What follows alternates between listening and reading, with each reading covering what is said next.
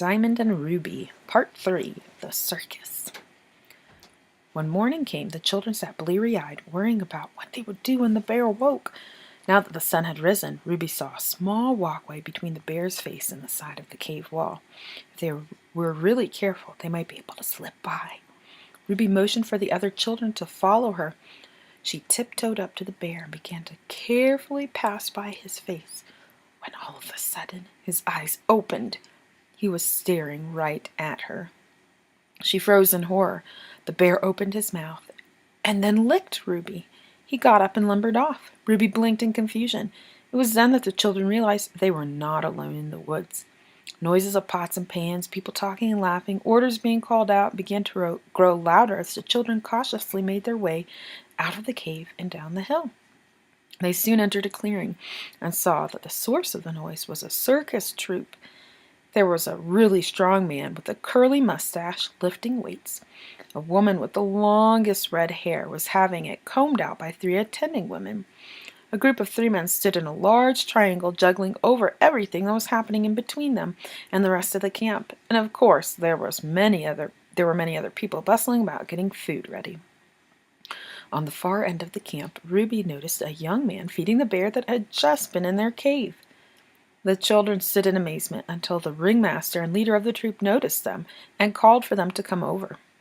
"Come right on down, children. This is the circus act of Kalamazoo, and we're here to welcome you." He laughed heartily at his greeting. The children made their way over to him, being careful to stay close to one another.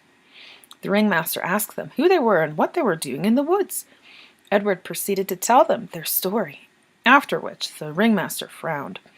"That was very wrong of the trolls to steal you away from your parents, and they should never have told you not to go back. You all belong with your family. Now listen, I'm also a stranger to you, but I will help you find your families. We go to many towns, so you children are welcome to come along with us and see if we can find your homes. We are really close to a village just around the bend. If you follow us there, you can ask the villagers if we can be trusted. If you trust us, then you're welcome to come along. The only thing I ask is that you help us by working for your food. We'll need people to gather wood for fires, wash dishes, sell tickets, that type of thing." Diamond, Ruby, and Edward thought about this for a while, then decided they would follow the circus troupe to the next town and ask the people there if they could be trusted. To their delight, when they entered the village, they heard from all the people that the circus troupe were a good group of people who could be trusted to take care of the children and help them find their homes. It was even better when they realized that this was the village of one of the youngest boys. The ringmaster found the boys' parents, and soon they were reunited. That night, the circus troupe put on a show. Diamond, Ruby, and Edward sold the tickets to the show and were able to watch the entire act. It was positively lovely, and they enjoyed the whole show, especially the part with Bernie the bear and the beautiful red-haired lady. That night, when they lay down to sleep in the big tent, Bernie the bear came lumbering in. He scooted Diamond over and lay down right between Diamond and Ruby. He gave each of the girls a lick and then went to sleep. The girls giggled happily and fell asleep, exhausted from the day. The next morning they ate breakfast, packed up, and went to the next town. They waved goodbye and soon set off. They traveled for 2 days. Diamond and Ruby helped wash dishes and feed Bernie the bear. Edward collected wood for the kitchen fires and helped prepare the meals. The other children helped out in various other ways. When they arrived to the next town, they found that this was the town of the 3 other children. Once they were reunited with their parents, the circus troupe set up for the evening.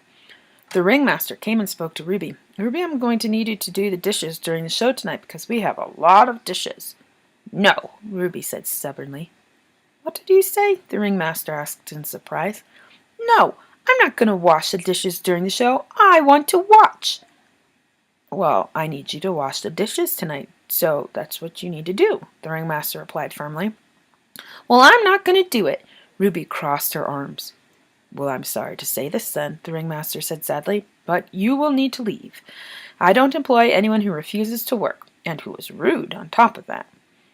Ruby stared at the man in disbelief. The ringmaster spoke once again. "You may keep the blanket you have been using and take a little food with you, but you must leave at once. I do not tolerate rudeness." "But what about the other kids?" Ruby protested. The other children are free to stay. They have all faithfully done their work, and they've all treated me and everyone else with respect. You, on the other hand, must leave. I'm sorry." So Ruby got her blanket and a small sack of food. Diamond watched as Ruby tried not to cry. If Diamond stayed, she would have a warm place to sleep and food every day. She faced a hard decision. Finally, Diamond grabbed her blanket and walked over to Ruby. "I love you, Ruby. You're my sister. I'll stay with you." "Thanks, Diamond." Ruby hugged her sister. "You didn't have to come with me, but thank you for doing that." They got ready to leave, but before they went, Ruby went to the ringmaster. "Mr. Ringmaster, you were right. I was very disrespectful, and I wanted to let you know that I'm sorry. Will you please forgive me?" The ringmaster smiled. "I do forgive you, but you cannot come back to work for me right now because my trust in you has been broken." "I understand," Ruby said. "Thank you for forgiving me, though." And with that, Ruby and Diamond walked out of the camp. When Edward saw that they were leaving, he decided to come with them. So the three set off on the road, hoping to find home. The children walked and walked. As they walked, they headed further inland, where it was growing cold and was even beginning to snow a little bit. Diamond began to grow concerned. "We need to find shelter." They got off the road and went into the woods. There was a big, strong tree not far from the road, so the kids decided to make their shelter there for the night. Edward and Ruby gathered medium-sized tree branches. Diamond began to prop it up against a tree and make a sort of teepee. After filling the holes as best they could, they all began gathering as many dry as much as they could find, as many dry leaves as they could find, putting them inside the shelter to help them keep them warm. They had left a small hole so that they could crawl in through the shelter. "I think that should do nicely," Edward nodded in satisfaction before they all crawled in for the night. They ate what little they had left in their food bag and settled in to their 3 beds made of leaves. They slept very nicely, and when they woke, surprisingly, they were all warm. Ruby noticed it was still pretty dark, but she felt as if she had slept for a very long time. She crawled over the door, but when she tried to crawl out, she ran into something very cold. It was snow. "Look, guys," she cried in excitement. Diamond, Edward crawled towards the door and touched the snow. It was very cold indeed. They began to eat the snow because it was clean, and once they ate it, the snow melted into refreshing water in their mouths. Once they had their fill of snow, the 3 children dug their way out of the shelter and up to the top. There was about 4 feet of snow, and every time they tried to walk, they would sink down into the soft snow. Edward had a great idea of making snowshoes, so they dug out some of the bendable tree branches they had used on the shelter and bent them into snowshoes, using some string from their food bag to hold it together and connect it to the shoes they already had on. Soon they were able to walk on top of the snow with ease, but there was still one problem. They couldn't see where the road was anymore. The road had a small patch in the woods, had been a small path in the woods, so the children weren't certain if they were heading the right direction. They did their best, though, and started off. They walked for hours. They stopped and ate clean snow along the way, but their stomachs soon began to grumble because they were hungry. "What are we going to do?" Ruby began to cry. Diamond patted her back. "Don't worry, we'll think of something." The children stopped and prayed, and afterwards they walked on again. Diamond began to look around more, trying to be attentive to her surroundings. Finally, she saw something that made her cry out. "Look, there's smoke!" The children began to move faster, because smoke meant that there was probably people, and where there were people, there would most likely be shelter and food. Up ahead, they spotted tents, horses, and people walking about. When they got closer, Edward held up a hand and raised a finger to his lips. "Shh! We should be cautious. I know we're hungry and cold, but they are strangers. We should listen for a while."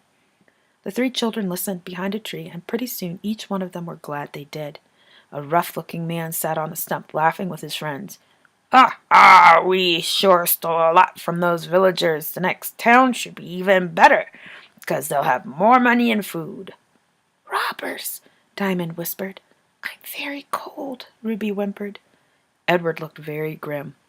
"So am I, but if we go out there, we might never see our parents again." Dun, dun, dun. To be continued.